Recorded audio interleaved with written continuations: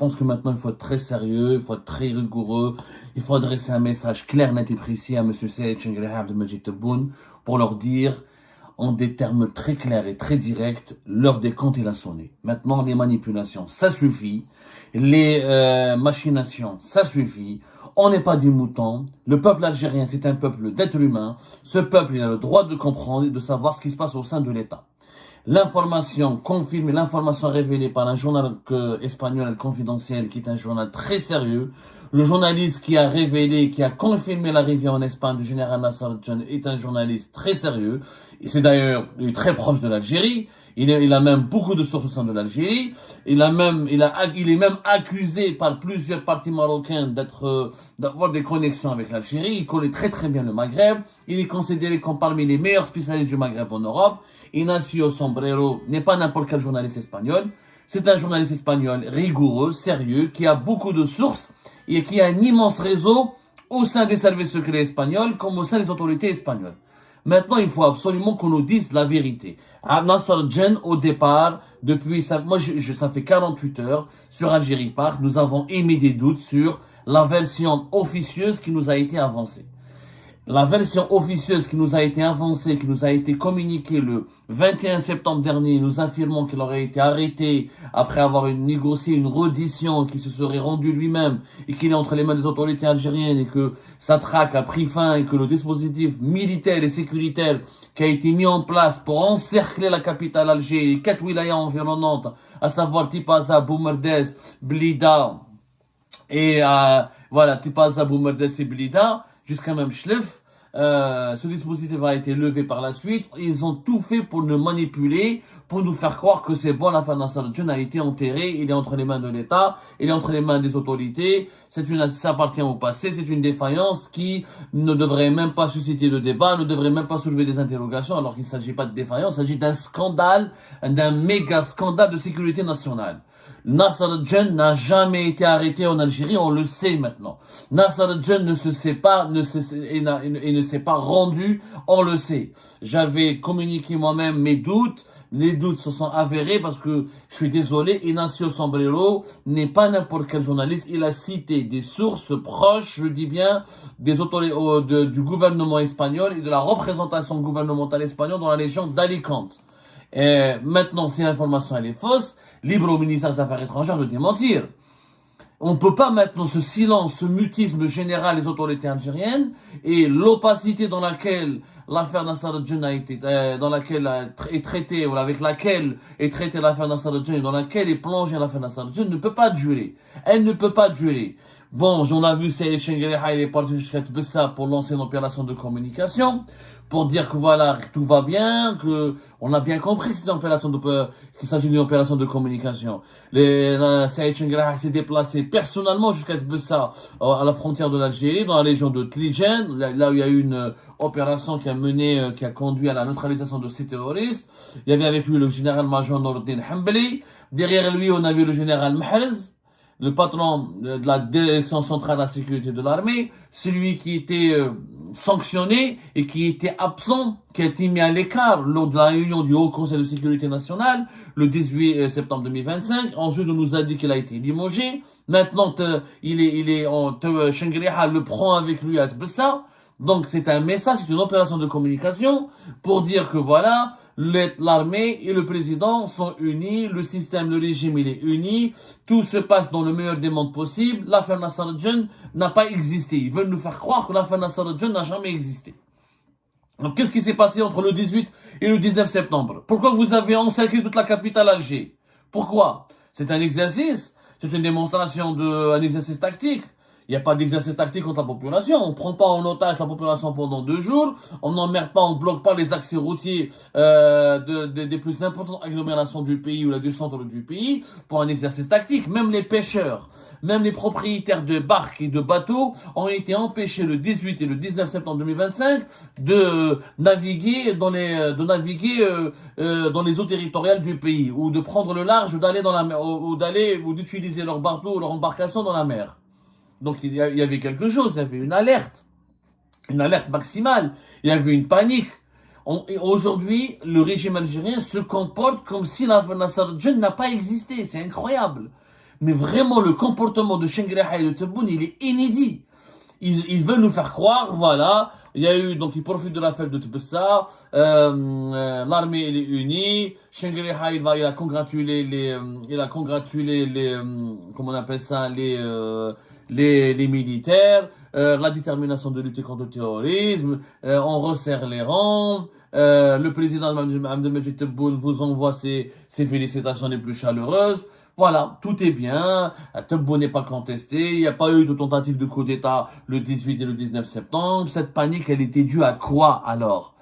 L'affaire Nasser-Djen, mutisme général, personne ne veut en parler, les médias algériens en sont instruits sur place de ne communiquer aucune information, une censure, une autocensure généralisée et inédite dans l'histoire du pays. Désolé d'insister sur le mot inédit parce que c'est vraiment inédit ce qui s'est passé. Maintenant, le journal espagnol confidentiel nous informe, il confirme qu'il est arrivé en Espagne. Voilà, ça peut paraître comme une évidence, mais ce n'est pas une évidence. La fuite d'un patron des services secrets, c'est une défaillance extraordinaire. C'est pas n'importe qui. C'est pas n'importe qui. C'est pas un simple haraga. C'est pas un simple officier, c'est pas un lieutenant, c'est pas un commandant, c'est pas un gendarme, je suis désolé, avec tout le respect que j'ai pour Ben Halima et pour Mohamed Abdallah, ce n'est pas Ben Halima ou Mohamed Abdallah. Ça, c'est un patron, Nasser-Djen. C'est une légende pour les services secrets algériens. C'est une véritable légende. C'est une mémoire. C'est une mémoire ambulante. C'est un coffre-fort ambulant. Le dossier des élections présidentielles anticipées, les plus importants dossiers de corruption, la lutte contre le terrorisme, les infiltrations des groupes armés, l'identification, les indicateurs des services algériens donnés au sein des mouvances armées, le contre-espionnage. C'était le patron du contre-espionnage et du renseignement intérieur. C'était le patron de la caserne Antar de 2021 à 2025. Tous les dossiers de sensibles sont passés par lui. Sans oublier son parcours, son expérience, ses informations et son implication ou dans la direction dans la lutte contre le terrorisme islamiste et dans les années 90. C'était l'un des cerveaux de la lutte contre les groupes armés et les groupes terroristes.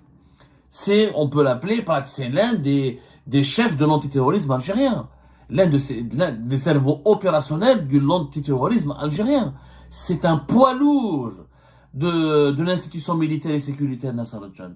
Et maintenant il a fui, on ne connaît pas encore les circonstances. La presse espagnole, un autre journal, TheObjective.com, elle a parlé d'un hélicoptère de l'armée américaine qui a bizarrement survolé à basse altitude tout près dans une zone. Il a survolé pendant un temps assez long, une zone qui est très proche des eaux territoriales algériennes. On parle de l'hypothèse d'une opération d'exfiltration de Nasser-Djen par les Américains. Tout ça peut paraître un film, je sais, ça peut paraître vraiment dans une série Netflix, mais la réalité risque d'être encore plus spectaculaire et plus incroyable que tout ce qu'on peut imaginer. Nasser-Djen s'échappe d'une résidence surveillée. Une fois, pendant plusieurs heures de traque, 2 jours de traque ne donne aucun résultat. On a expliqué, nous, lors de nos premières émissions sur la fin Nasser-Djen, que Nasser-Djen, il a les réseaux, les connaissances, les alliés et l'argent pour fuir le pays. Parce que pour fuir l'Algérie, quand on est recherché, j'ai fui l'Algérie, je sais ce que j'ai fui moi-même. Mais bon, voilà, j'avais pas les mêmes problèmes que Nasser-Djen. Mais je sais ce que c'est, comment fuir un pays, comment fuir l'Algérie. Il faut avoir de l'argent, des réseaux et des alliés, et des amis, des connaissances. Nasser-Djen les a, il les connaît tous. C'est de l'argent, il en a, et on en a parlé. On a trouvé beaucoup d'espèces, beaucoup d'argent dans ses domiciles. Durant ses fonctions, il a fait des affaires, on va pas le nier. Personne ne le nie, je pense que lui-même ne va pas le nier. Il ne l'a pas nié lui-même. Et on va révéler, on est en train de travailler sur le recoupement de certaines informations concernant l'affaire Nasser-Djen quand il a été auditionné et interrogé de juillet à début septembre 2025. Il a reconnu lui-même qu'il a pris de l'argent, mais il n'était pas le seul. Il a des dossiers sur les autres qui ont pris beaucoup plus que lui. Donc il a fait, lui, les commissions qu'il avait pris, que c'était assez insignifiant. Donc avec l'argent qu'il a accumulé, il a pu financer facilement une opération pour fuir le pays. Est-ce que il a été récupéré ou aidé par une puissance étrangère? Ça, vraiment, le journaliste modeste que je suis n'a aucune information, aucune source sérieuse, n'a aucune preuve matérielle ou immatérielle pour pouvoir le démontrer. Mais il est fort possible. Aujourd'hui, il est fort possible. Vu la panique qui s'est emparée du régime algérien les premières 48 heures, c'est qu'il s'est passé quelque chose. Il y a eu quelque chose. Il y a eu quelque chose de très sérieux. Il y a eu une panique totale. Au départ, et je vous le dis, ils ont pensé à une tentative de coup d'État. Ils ont pensé que Nasser al-Djan et un groupe d'officiers ont lancé un mouvement de rébellion pour préparer le terrain à un coup d'État. 48 heures après, il n'y a pas, le dispositif commence à être levé parce qu'ils ont compris que Nasser al-Djan n'était plus sur le territoire national. Maintenant, pourquoi ils nous ont manipulés comme ils ont manipulé une partie de la presse française? Parce qu'ils voulaient gagner du temps. En réalité, et maintenant je l'ai compris, ils nous ont manipulés en nous faisant croire que il s'est rendu qu'il a été arrêté parce qu'ils ont entré en contact avec lui. Certainement, il y a un canal de négociation qui a été établi entre Nasser al-Djan et une partie de la direction du régime algérien. Je pense qu'il y a eu un canal, moi d'après ce que je suis en train de comprendre, comme je suis en train de filtrer toutes les informations qui nous parviennent, Nasser al-Djan après la fuite, 48 heures après, il entre en contact avec eux, il les menace, il leur dit écoutez, vous voulez du mal, moi aussi je peux vous faire du mal. Donc pour calmer la situation, pour le gérer, ils ont levé le dispositif qui a été mis en place, ils ont surtout arrêté d'exercer des pressions sur son entourage, notamment son entourage familial et son entourage proche. Et il y a eu des discussions qui ont commencé entre une partie du régime, une direction du régime algérien et Nasser al-Djan.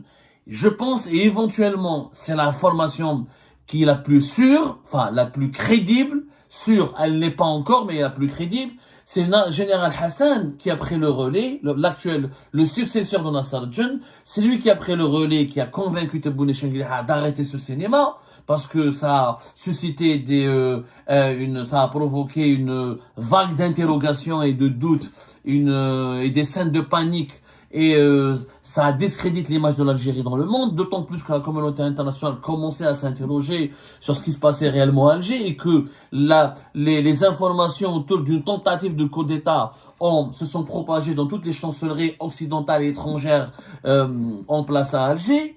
Donc, le général Hassan a repris le relais pour dire, il y a un canal de négociation avec Nasser al-Djan, il a quitté le pays, ça ne sert à rien de le traquer, de le rechercher et de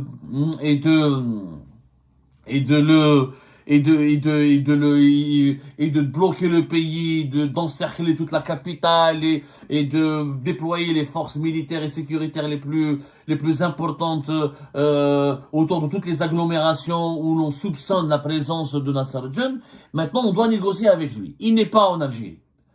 Le dispositif sécuritaire et militaire a été levé parce qu'ils avaient compris que Nasser al-Djan n'était plus en Algérie. S'il était encore en Algérie, ils n'auraient pas levé le dispositif militaire. Et s'il avait été arrêté, ils auraient communiqué là-dessus. Le régime n'aurait pas hésité, Tebboune et Chengueleha n'aurait pas hésité une seule seconde à bomber le torse, à exploiter l'arrestation de Nasser al-Djan pour dire voilà, encore quelqu'un qui nous a défiés, et encore un homme fort que nous avons écrasé, que nous avons domestiqué, que nous avons vaincu. Et alors, Tebboune et Chengueleha, si Nasser al-Djan avait été arrêté, ou s'il était entre leurs mains, ou s'il avait été forcé à se rendre, ils auraient tout fait pour communiquer là-dessus, pour l'utiliser comme un symbole et pour l'utiliser comme un effet repoussoir, comme un faire-valoir et pour envoyer un autre message à tous leurs adversaires. Personne n'a intérêt à nous défier. Celui qui nous défie finira mal, finira à genoux devant nous. C'est ce qu'ils auraient fait, Tebboune et Chengueleha. Quand on voit comment ils ont utilisé l'opération de Tbessa pour essayer de nous faire croire qu'il n'y a pas de doute, qu'il n'y a pas de division, qu'il n'y a pas de lutte de faction, comme le disait le quotidien Le Monde, qu'il n'y a pas de guerre de clans, que le régime n'a pas paniqué le 18 et le 19 septembre dernier, que l'armée elle est fidèle encore à Abdelmajid Tebboune, qu'elle est disciplinée, et que Tebboune, parce qu'il l'a dit très bien, Chengueleha, regardez la vidéo de Tbessa, les images de Tbessa, quand Chengueleha insiste, il parle avec un ton, il élève la voix quand il dit le président de la République, ministre de la Défense nationale et le commandant des forces armées. C'est pour donner une légitimité, une force à Tebboune qui n'a pas été ébranlée par les derniers événements liés à l'affaire Nasser al-Djan. Tout ça n'était qu'une mise en scène. Tout cela n'est qu'une mise en scène pour dissimuler l'échec de l'affaire Nasser al-Djan et sa fuite. les révélations d'Al Confidentiel ont finalement saboté le plan de manipulation du régime algérien. Les Espagnols et Ignacio Sombrero, qui a d'excellentes sources au sein des services de l'enseignement espagnol, ont fini par provoquer et d'ailleurs, ces révélations certainement vont provoquer un énorme climat, vont instaurer un énorme climat de tension à Alger, mais ces révélations d'Al Confidentiel ont dénudé, voilà, ont dénudé le Tebboune Chengheliha et ont dévoilé les grandes défaillances et de leur manipulation et l'échec flagrant du régime algérien dans l'affaire de Nassar al-Jan. Quand un patron des services secrets aussi important que Nassar al-Jan, qui détient des dossiers aussi importants et qui était l'un des piliers du régime Tebboune durant ces 5 dernières années, prend la fuite, donc au moins ces 4 dernières années, voilà, de 2021 à 2025, pas 4 dernières années, il prend la fuite de façon spectaculaire et il n'a pas pu rejoindre l'Espagne qu'à travers une embarcation.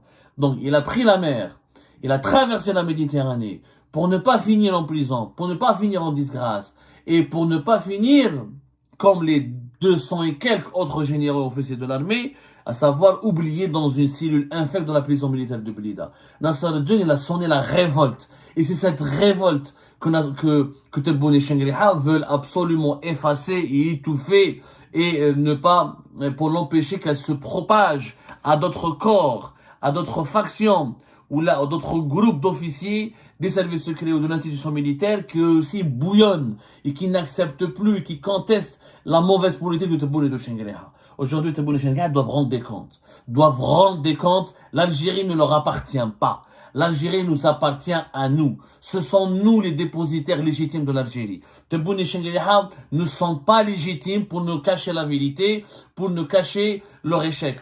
Il y a eu un échec, l'affaire Nassar al-Jan est un discrédit, est une remise en cause de leur légitimité et de leur capacité à maintenir, à contrôler le pays et à le maintenir sur leur égide. Leur politique a été désavouée. Maintenant, les négociations avec, certainement, Général Hassan, comme je l'ai dit, c'est le canal que nous avons pu identifier qui est en cours de négociation avec Nassar al-Jan. Ils vont essayer d'acheter le silence de Nassar al-Jan, parce que Nassar al-Jan, il a des dossiers. Et Nassar al-Jan, c'est pas le type de personne qui va parler. C'est pas le type de personne qui va parler. Sauf si Tebboune et Chengheliha menaceront son entourage ou continueront à le menacer, même s'il est à l'étranger. Mais il ne parlera pas. Hassan va Maintenant, les rôles, on a compris la répartition des rôles. Le général Hassan va essayer de conclure des négociations qui aboutiront au silence et à la disparition de Nassar al-Jan pour qu'il se fasse oublier. Et comme ça, Tebboune et Chengheliha resteront forts, resteront protégés. Il n'y aura pas de révélations qui ébranleront leur entourage et qui les discréditeront auprès du peuple. Et qui ne risqueront pas de provoquer une vague de contestation violente au sein même du régime. C'est Nassar al-Jan est amené à faire ces révélations explosives et à révéler les informations explosives qu'il détient à coup sûr sur Chengheliha et Tebboune. Il y a eu une grosse manipulation. Juste parce que on ne veut pas le pouvoir actuel, les décideurs, les principaux décideurs qui sont Tebboune et Chengheliha ne veulent pas que les Algériens et les Algériens connaissent la vérité sur l'affaire Nassar al-Jan. Parce que si cette affaire Nassar al-Jan, malheureusement pour Chengheliha et Tebboune, elle engage la partie la plus sombre de leur autorité ou de leur règne, la partie la plus sombre. Et si cette affaire éclate au grand jour, elle risque de précipiter leur fin.